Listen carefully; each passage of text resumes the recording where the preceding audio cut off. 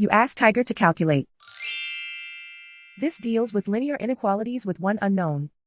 The final result is x greater than 5 over 3 greater than 12 over 3. Let's solve it step by step. Isolate the x. Divide both sides by 75.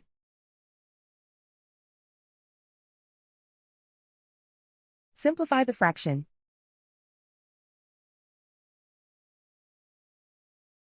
Find the greatest common factor of the numerator and denominator.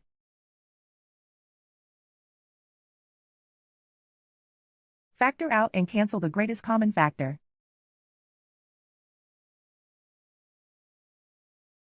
Plot the solution on a coordinate grid. And so the final result is x greater than 5 over 3 greater than 12 over 3.